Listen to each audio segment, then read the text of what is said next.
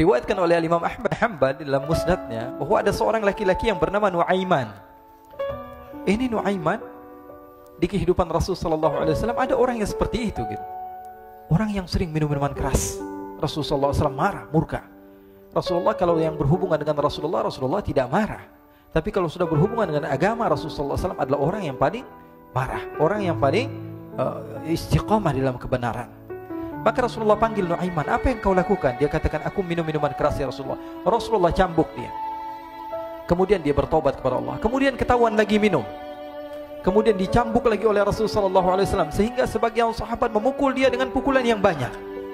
Sehingga apa yang berlaku? Sebagian sahabat mengatakan, la'natullahi ala Nuaiman.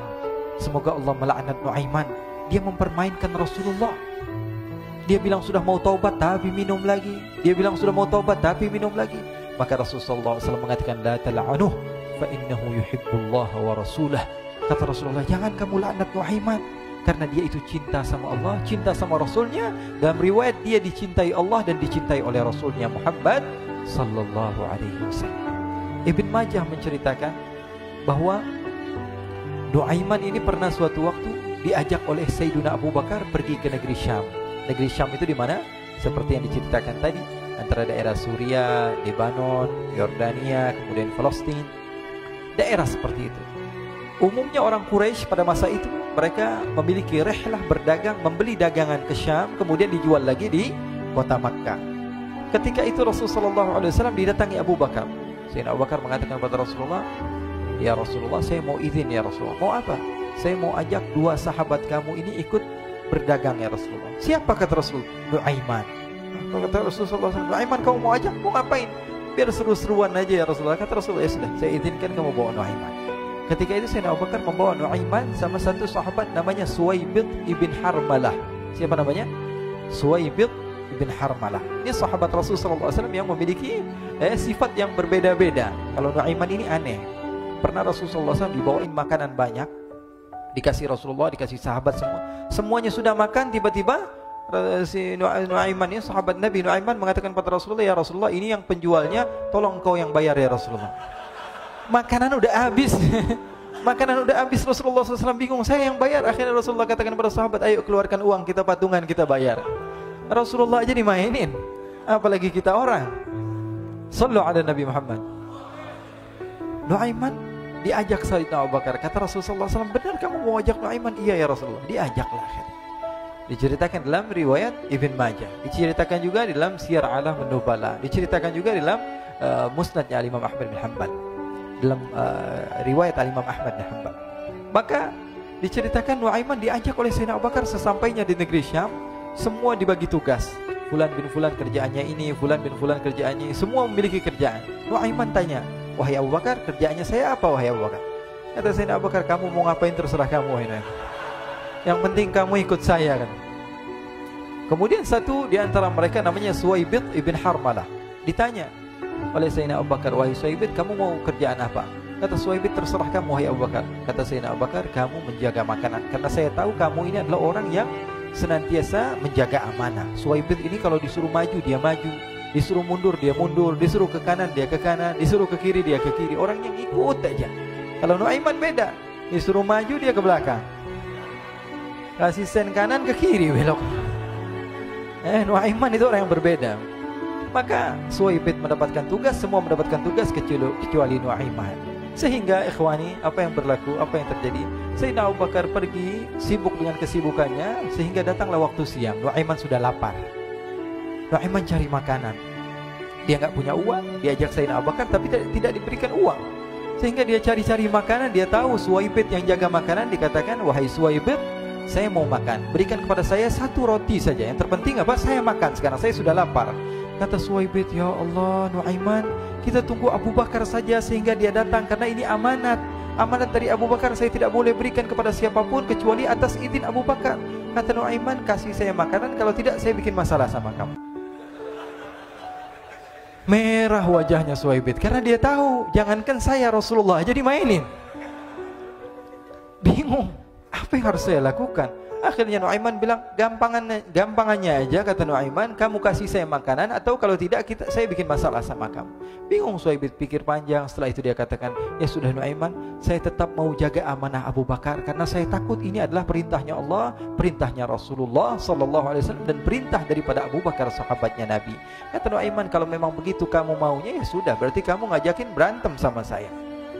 Nuaiman pergi ke pasar. Dia cari-cari tempat penjualan hamba sahaya. Dia lihat-lihat beberapa hamba sahaya. Ini berapa harganya? Ini katanya 10 qalanis. Ini berapa? Ini harganya, hitungan orang zaman dahulu. Kita sih hitung seperti dirham, berapa ratus dirham gitu. 200 dirham. Yang ini berapa? 300 dirham. Yang ini berapa harga hamba sahaya? 300 dirham. Harganya antara 300, 200 sampai 100. Kemudian Nuaiman mengatakan kepada penjual hamba sahaya tersebut, saya punya juga hamba sahaya, tapi saya jual cuma 20 dirham saja, murah. Apa benar ada hamba saya harganya segitu? Iya, karena dia punya aib, ada kekurangan. Apa? Nanti kalau kalian tangkap, dia bakalan teriak, saya ini bukan hamba sahaya tapi orang merdeka. Akhirnya semua orang berkumpul mau beli. Ini Nuaiman sama Nuaiman diajak ke Suhaib bin Harmalah tadi. Kata Nuaiman, itu ada orang yang berdiri sedang menjaga makanan, itu hamba sahaya saya, tangkap saja. Oh baik. Diberikan uang 20 dirham, dimasukkan oleh Nuaiman ke kantongnya, kemudian Suhaib ditangkap. Ketika ditangkap, Suhaib teriak, saya bukan hamba saya orang merdeka. Maka orang-orang tersebut mengatakan, saya sudah tahu kekurangan kamu. Ini memang kekurangan kamu, memang kamu, tapi saya tidak perlu dengan bacot kamu, yang penting kerjanya kamu gitu. Ya kan hamba saya untuk apa? Untuk kerja, mau dia ngomong apa, mau ngomel terserah, yang penting dia mau kerja. Akhirnya ditangkaplah Suhaib dan dijual di pasar. Nuaiman punya uang banyak ini. Dia beli makanan, dia beli minuman, dia beli hadiah buat Rasulullah. Dia beli macam-macam di negeri Syam ini. Waktu itu adalah superpower, adidaya Romawi. Pada masa itu semua barang mahal, tapi Nuaiman banyak uangnya. Dia belanja ini, belanja itu, sehingga Sayyidina Abu Bakar pun pulang. Ketika Sayyidina Abu Bakar pulang, Sayyidina Abu Bakar cari, mana ini Suhaib? Kita semua sudah lapar. Kata Nuaiman dengan mudahnya dia mengatakan, sudah saya jual wahai Abu Bakar. Maka Sayyidina Abu Bakar bertanya, apa yang kau lakukan wahai Nuaiman? Diceritakan oleh Nuaiman dengan jujur. Nuaiman ini orangnya apa adanya, tapi nyusahin. Saya jual. Akhirnya dibawa oleh Nuaiman, Sayyidina Abu Bakar pergi ke mana?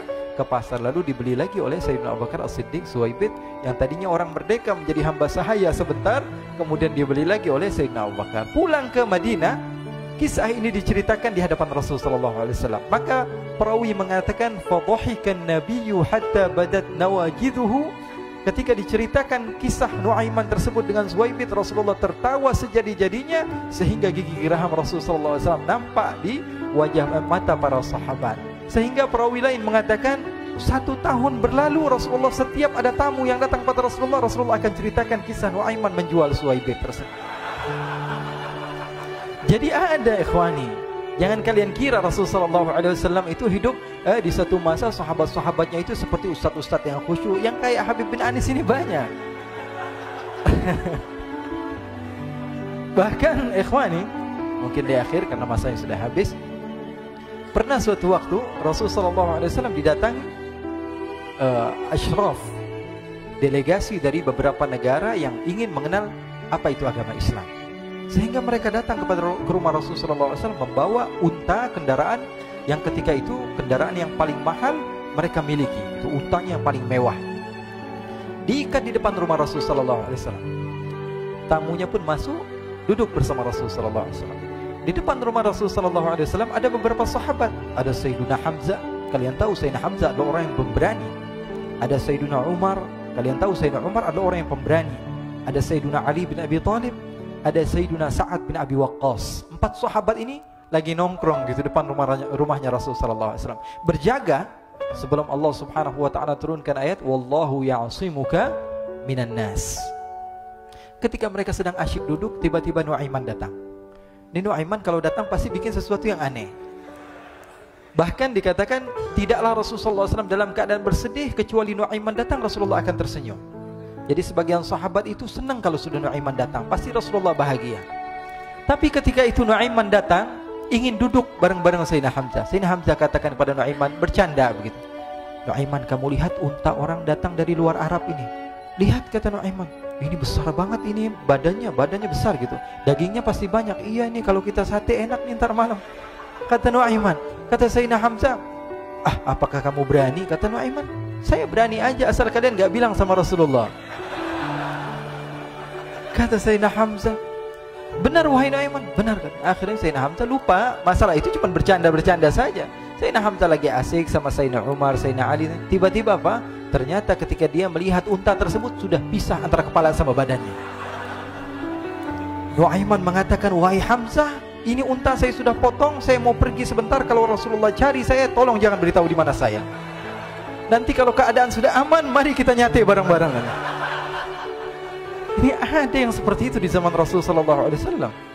Maka dia pun berlari dan berlari mencari satu tempat supaya Rasulullah SAW dia selamat daripada Rasulullah SAW.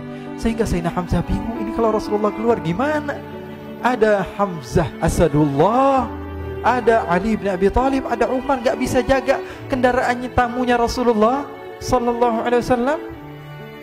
Akhirnya benar apa yang terjadi, ikhwani. Rasulullah SAW tamunya mau pulang. Ketika dia buka pintu tamu melihat apa? Untanya sudah begitu. Mereka teriak, wa naqatah, unta kami wahai Muhammad. Baru mau kenal Islam, unta kami, kendaraan kami sudah dibuang. Rasulullah SAW lihat Sayyidina Hamzah, lihat Sayyidina Ali.